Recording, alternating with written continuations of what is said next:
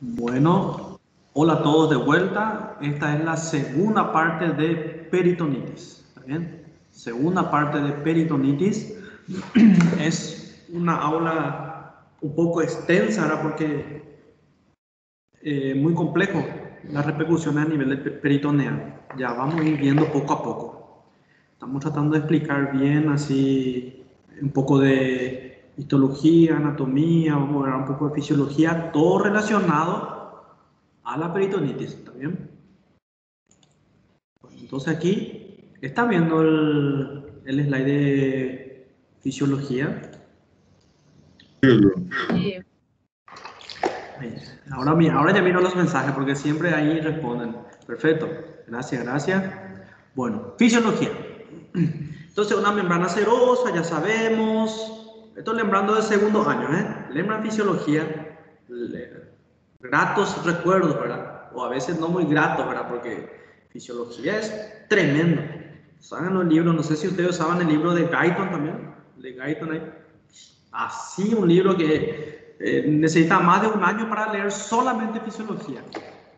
Pero, como buenos estudiantes de medicina, en un año leyeron eso, y micro, y bioquímica, y todo. Y superaron. Por eso estamos aquí ahora, ¿eh? Bueno, fisiología.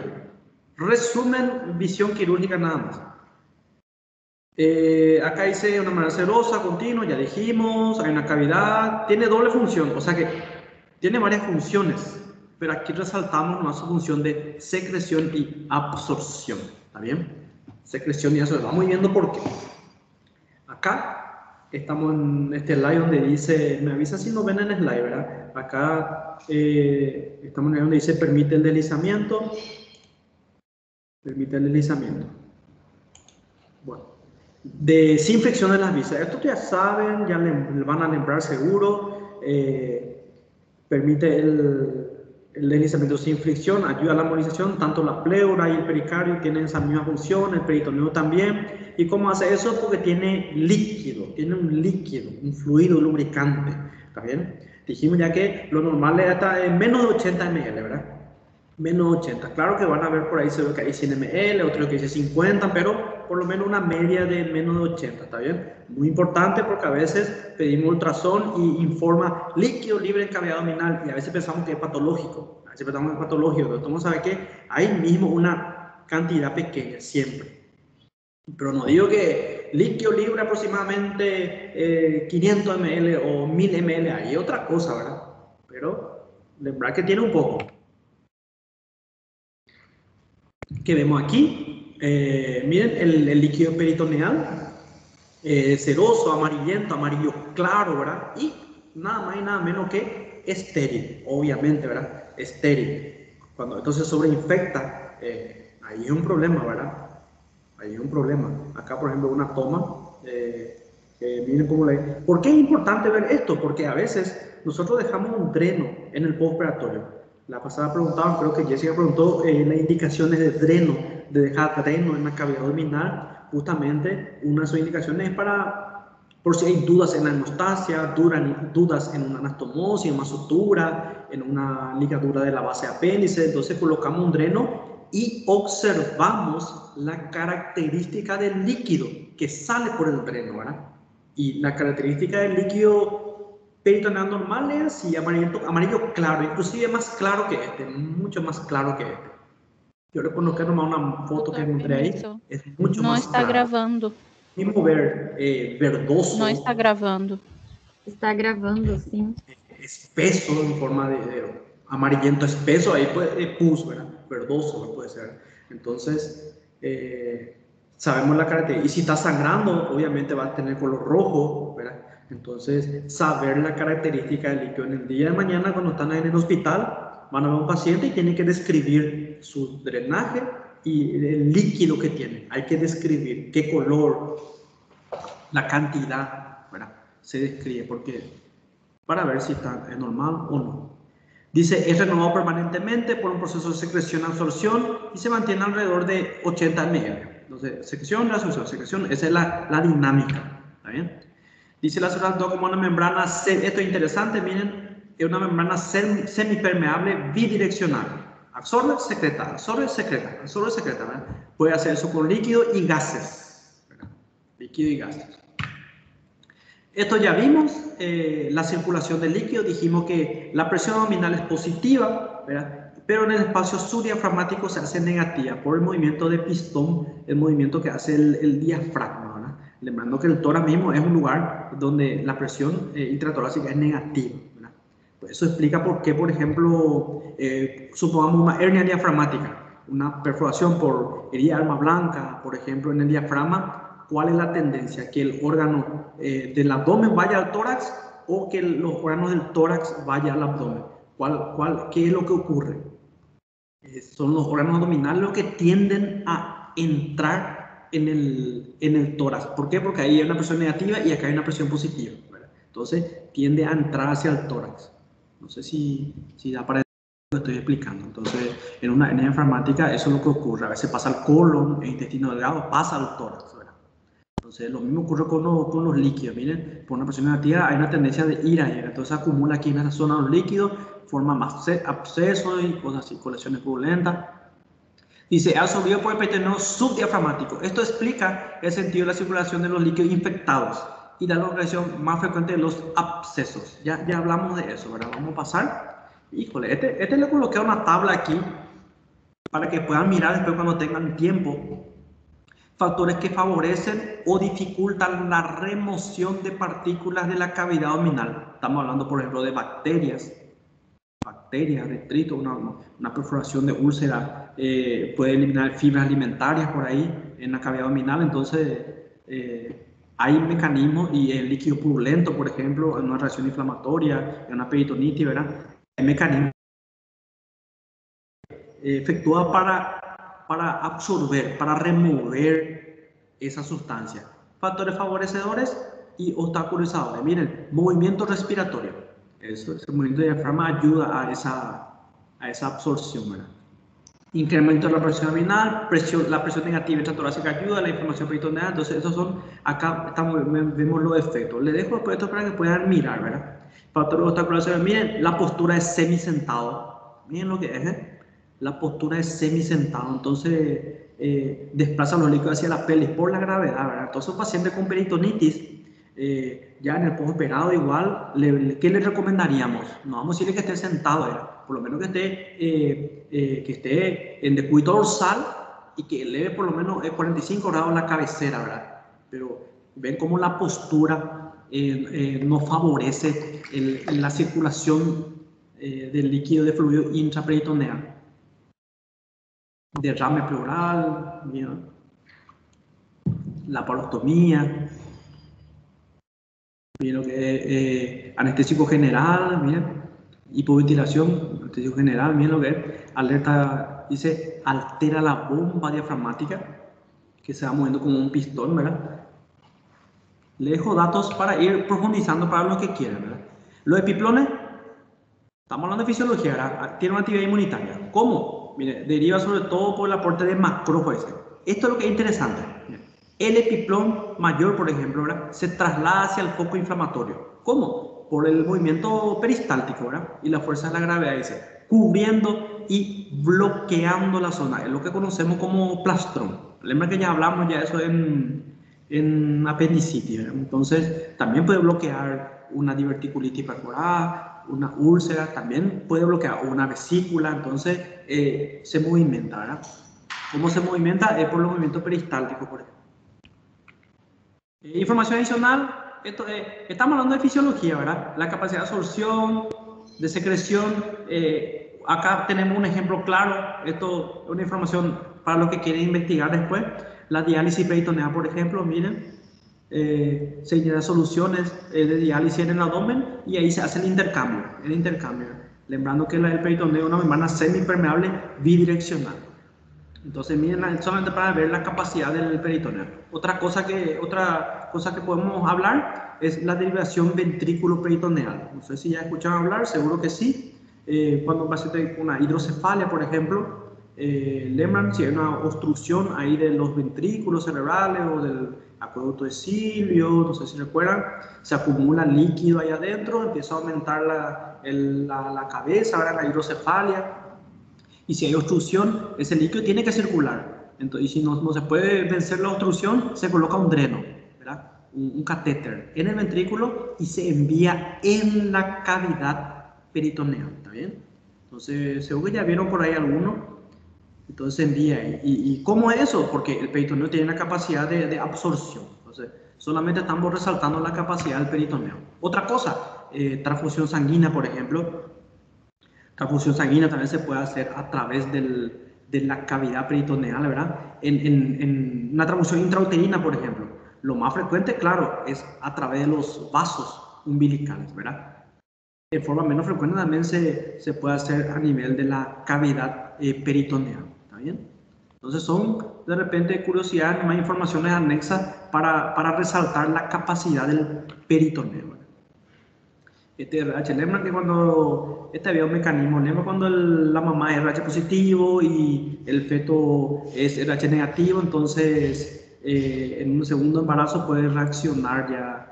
Ustedes van a profundizar más esto en ginecología, pero el propio organismo de la mamá puede reaccionar considerando que es un cuerpo extraño al feto, ¿verdad? Y empieza a hacer una hemólisis, a destruir los glóbulos rojos. Entonces, para lembrar, entonces, uno de los tratamientos es, se puede hacer esta transfusión para poder mantener por lo menos glóbulo rojo y hemoglobina ahí en el feto, ¿verdad? Ese era, ¿quién me hace lembrar? Ese era cuando la mamá es RH negativo y el feto sale positivo, ¿sí? Porque el eritrocito tiene el factor RH, eso le hace ser positivo. Y cuando no tiene el factor, eso le hace ser negativo. Entonces, ese factor es como un antígeno, si bien lo recuerdo. Si alguien quiere aportar algo, pero es así, es así. Entonces, son curiosidades nomás que estamos hablando, para ver la capacidad del peritoneo. Fisiopatología, dice la fisiología normal del peritoneo es alterada por la presencia de foco inflamatorio, infeccioso, acúmulo de líquido. Se puede alterar. Dice, cuando la causa de ese canal es séptica, que es nuestro tema ahora, ¿verdad? Existen al menos 3 mecanismos para destruir a las bacterias. Este es nuestro tema, estamos entrando poco a poco ya en lo que es la peritonitis, ¿verdad? Miren, la circulación intraperitoneal es un factor que defensivo, ¿está bien? Por eso es lo que tanto estamos hablando de anatomía, de los surcos, de los espacios, donde se absorbe, entonces, para poder entender. La actividad fagocitaria, ya dije, el peritoneo, lembra, hablamos histológicamente que tiene una capa que contiene macrófagos, polímeros nucleares, entonces, mediante eso puede superar una infección, ¿verdad? Eso es rico en fibrinógeno. ¿Qué es lo que ocurre aquí? Hace un bloqueo de la infección y secuestro, dice bacteriano, con una malla de fibrina. Lembra que el plastrón, por ejemplo, el plastrón, eso trata de bloquear todo lo que es, inclusive la fuga de gérmenes en ese nivel, ¿verdad? ¿Y cómo hace? Se envía un líquido, un exudado que tiene mucha fibrina y trata de crear una malla, una barrera física. Imagínense lo que es el peritoneo, una barrera física a ese foco infeccioso para que no se empiece a esparcir por todo el peritoneo. Después vamos a ver que hay peritonees localizada y generalizada. Obviamente la generalizada es mucho más grave, entonces la localizada es menos grave. También puede tender a la gravedad, pero le digo nomás que lo que hace el cuerpo es localizar la infección, ¿eh? Como hace una barrera física de fibrina, por ejemplo. Dice un aumento de la presión cavitaria, está incrementada en la presencia de colecciones líquidas. Cuando hay líquido, distensión abdominal, que hay en la peritonitis, hipertonía parietal, que es cuando hay una contractura de la pared, el abdomen en tabla, por ejemplo, eso hace que aumente la presión dentro de la cavidad peritoneal, ¿verdad? Y eso tiene sus consecuencias. Acá les muestro nomás para que puedan investigar si quieren cómo medimos la presión intraabdominal a través de un catéter vesical, una sonda vesical que se conecta por una regla de PVC de presión venosa central. No sé si ya vieron una vez, en la práctica vamos a ir viendo. Entonces se puede medir. Si aumenta la presión intraabdominal es un problema, vamos a ir viendo, que puede ocurrir ocurre mismo en la peritonitis. Dice, cuando la presión supera los 30 mililitros de mercurio, la perfusión, miren lo que ocurre, la perfusión renal y el filtrador filtrado glomerular se ve afectado, se ve reducido, ¿verdad? Se observan efectos mecánicos directos sobre la circulación esplácnica y eso da una caída del volumen minuto cardíaco. ¿Por qué? Porque hay una disminución del retorno venoso. No sé si me explico, cuando hay un aumento de la presión intraabdominal que ocurre en la peritonitis, por ejemplo, ¿verdad? Por la presencia de líquido y tensión de asa que está en híleo, ¿verdad? Hay un aumento, eso va a hacer que disminuya el flujo renal, ¿está bien? Y también va a disminuir el flujo a nivel de los vasos, a nivel de la circulación del tubo digestivo a nivel abdominal, ¿verdad? Entonces, cuando hay un aumento de las venas renal, entonces no hay retorno venoso, buen retorno venoso para el corazón, porque la vena cava está colapsada, ¿verdad? Y no va a haber problema renal porque está colapsada también las venas renales, no sé si se entiende. Entonces, al no haber un buen retorno venoso, no va a haber un buen gasto cardíaco, ¿verdad? El volumen minuto cardíaco. Entonces, es una cadena que va a llevar finalmente en problemas circulatorios. No sé si se entiende. Acá le puse... dice esos efectos, ¿verdad? Esos efectos. ¿Por qué hablamos de esto? Porque esos efectos también va a favorecer una isquemia en la mucosa. Una isquemia en la mucosa. Y saben que en la mucosa, esta es una imagen que le coloqué aquí para explicar. La mucosa es una barrera. Sabemos que hay bacterias que normalmente están en el tubo digestivo, pero en la luz del tubo digestivo. Y la mucosa, ¿verdad? Es una barrera. ¿Y qué pasa si se isquemiza esa mucosa? ¿Verdad? Entonces va a haber una falla en la barrera, ¿verdad? ¿Y qué puede ocurrir? Aquí esto que vemos, miren, las bacterias pueden pasar a través de la barrera dañada ya era por la isquemia, que es una consecuencia ya de toda esta fisiopatología, ¿verdad? No les digo que la peritonitis en 3 días ya va a producir esto, no, es progresivo, ¿verdad? Recordemos que la peritonitis lleva a la muerte. Entonces, miren, ocurre la translocación bacteriana. ¿Qué es eso? Pasaje de microorganismos, ¿verdad? Viables del tracto gastrointestinal, pasa primero a los linfáticos, ¿verdad? Y de ahí a la circulación general. Acá se ve esquematizado. Entonces, eso explica por qué esto puede ocurrir en la peritonitis, ¿verdad? Hay repercusión sistémica en la peritonitis. Todo esto vamos a ir detallando, ¿verdad? Circulación esplénica, a modo de información nada más, es la parte de la circulación sistémica. Ven que no dice esplénica, dice esplácnica, ¿está bien? No confundir, porque al leer rápido parece, o mirar rápido parece que dice esplénica, no, dice esplácnica. Se refiere a la irrigación, a la vascularización del tubo digestivo a nivel abdominal, ¿está bien? Y también incluye vaso, páncreas, hígado. Entonces, esto le da un buen retorno al hígado y a la vena cava y por tanto al corazón. Pero si esto está comprometido, no va a haber un buen retorno cardíaco, retorno venoso. Y después eso va a tener repercusiones. No sé si da para entender, vamos avanzando. ¿Qué ocurre con el intestino en una peritonitis? Primero hay una hipermotilidad, ¿está bien? Pero después pasa el tiempo y se paraliza. Hay un híleo. Creo que ya comentamos alguna vez también. Hay un híleo. Primero está acelerado y después se paraliza. Por eso, al examen físico de una peritonitis, se dice que a la auscultación hay un silencio abdominal, porque está paralizado el tubo digestivo. Eso es por la cirrosis inflamada, que en contacto con un músculo liso se paraliza. ¿Recuerdan? Dice, esta alteración del pericardismo tiene como consecuencia la falla en la progresión del contenido y contribuye a incrementar el tercer espacio, en el que se acumulan hasta 6 litros, por ejemplo, por día, dice, ¿verdad? Tercer espacio puede ser ahí en el mismo intestino, en la misma luz intestinal, ¿verdad? Porque se va paralizando y se va distendiendo y se va acumulando líquido, ¿verdad? Y también en la cavidad peritoneal también se forma el tercer espacio. Y por eso en la peritonitis también hay una deshidratación, ¿está bien? Y puede haber un shock hipovolémico, porque se forman terceros espacios, lugar donde no debería haber líquido, se van acumulando líquido. Vamos viendo. Comentario, dice, todo músculo liso en contacto con una cirrosis inflamada se paraliza y músculo estriado queda contracturado. Entonces, de ahí viene el famoso abdomen en tabla. Músculo liso del tubo digestivo, por ejemplo, se paraliza. Hay un híleo, ¿verdad? Pero ese perineo parietal, por continuidad, y da una contractura refleja a los músculos del abdomen, ¿verdad? Recto, oblicuo externo, interno, transverso, que son estriados. Entonces, su efecto es contractura. ¿Está bien? Y a nivel de músculo liso es parálisis. Ahí explicamos el abdomen en tabla. Resumen más. Hay un trasudado sudado, puede ser hasta 10 litros, dice alguno. O no, nunca he visto una peritonitis así con 10 litros, ¿verdad?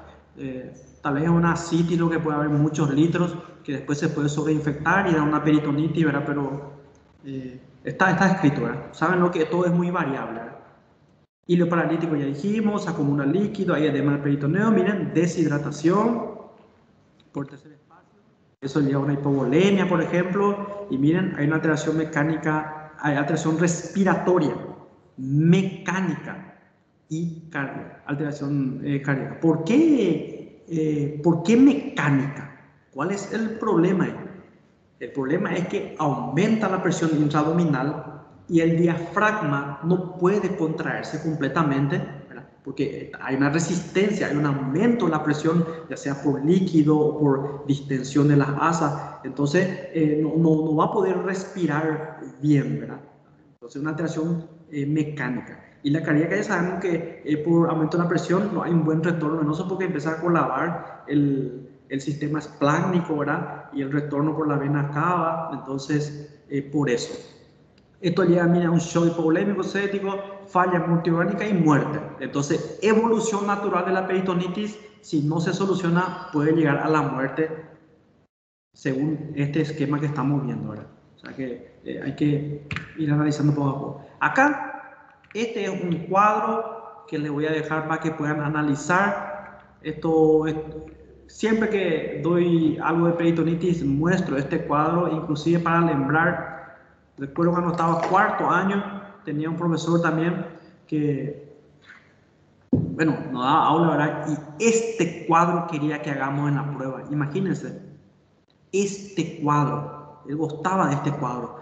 Entonces, quería compartir también con ustedes para ver cómo eran algunos años atrás. Miren lo que es estos cuadros. Pero en realidad, aquí se resume todo.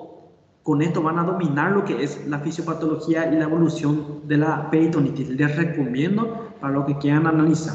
A nivel peritoneal, lo que ocurre, hay una contaminación, irritación, hay una respuesta inflamatoria. Lo que ya vamos diciendo, esto es como un resumen: edema, exudación, ¿verdad? Y hay colonización bacteriana, fibrina y pus. Lema que la fibrina como una barrera, ¿verdad? Y la pus ya es resultado ya de la muerte bacteriana con destrucción de los pólipos nucleares. Es un resultado ya de un mecanismo de defensa, ¿verdad? A nivel gastrointestinal, recordar, primero hipermovilidad, después un híleo, ¿ven? Primero está acelerado, después se paraliza. Acá miren, lesión de la barrera mucosa. ¿Qué dijimos recién? Que hay una lesión, y eso ¿qué va a hacer? Translocación bacteriana, que es el pasaje de bacterias viables a la circulación sanguínea. ¿Está bien? Translocación bacteriana, por eso tiene repercusión sistémica, ¿verdad? Y acá miren, a nivel abdominal, esto es interesante: contractura, el famoso abdomen en tabla. Hilo vesical. Recuerden que el peritoneo tapiza a la vesícula en la parte superior y lateral, entonces por continuidad puede paralizar la vejiga, ¿está bien? Por eso siempre en una peritonitis colocamos sonda nasogástrica, sonda vesical, para varias cosas, ¿verdad? Para controlar el volumen. Ascenso de la presión intraabdominal, por la contractura misma, ¿verdad? Hipertonía parietal, dijimos, ¿verdad? Y la presencia de líquido y la distensión de las asas delgadas. Hay una hipoperfusión esplácnica, dijimos, la circulación esplánica es la circulación del tubo digestivo a nivel abdominal, incluyendo el páncreas, hígado y vaso, ¿está bien? Entonces eso nos hace un buen retorno venoso, ¿verdad? Y miren, como consecuencia también hay una isquemia en la mucosa, que va a lesionar la barrera y la translocación. ¿Está bien? Entonces, más o menos, todo va de la mano. Muy buen esquema este. Después, a nivel general, miren, aumento de la permeabilidad, dice pasaje de bacterias y toxina a la sangre, ¿verdad? Claro que también va a terminar dando un shock séptico después. La peritonitis no se resuelve y lleva a la muerte, ¿verdad? Liberación de mediadores inflamatorios, liberación de aminas, hormonas, dice cascada de coagulación, bien, agresión a parénquimas distantes, toda la secuencia, ¿verdad? Hay secuestro de líquido, esto sería el tercer espacio, ¿verdad? En vez de que el líquido esté en la cavidad intravascular, pasa a la cavidad peritoneal. Entonces, por eso va a dar una hipovolemia, Acá justamente dice, tercer espacio, depresión hidroelectrolítica y proteica. No es solo volumen, miren, electrolitos, proteínas. Entonces, al formarse el tercer espacio, eso va complicando poco a poco. Y miren cómo da un shock hipovolémico. Y ahí ya tenemos déficit de perfusión.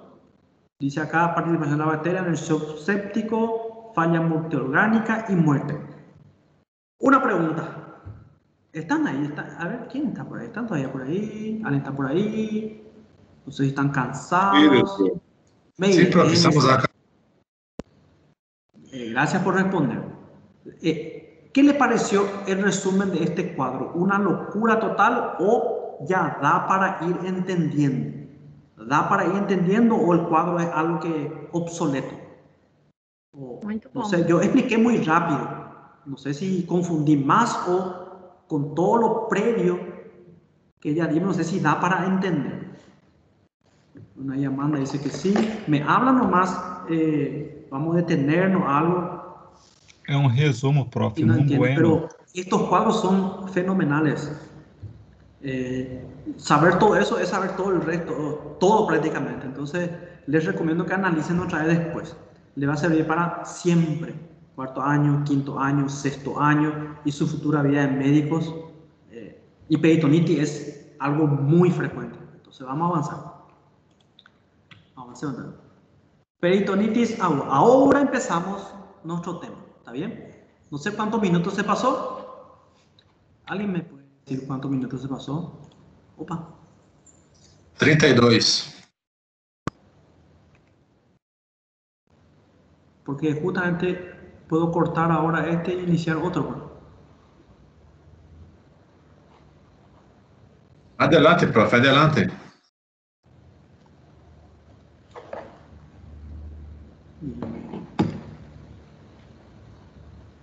Pode manter assim, não há problema. É que para subir depois fica pesado, cara. Não é por causa do professor, não. Aquí me sale el tiempo general, por eso 2 horas y 30. Voy a cortar esa. Compreendo. No estoy escuchando los vídeos. ¿Alguien está hablando? No sé. Ah, con razón. Yo no tenía activado mi volumen,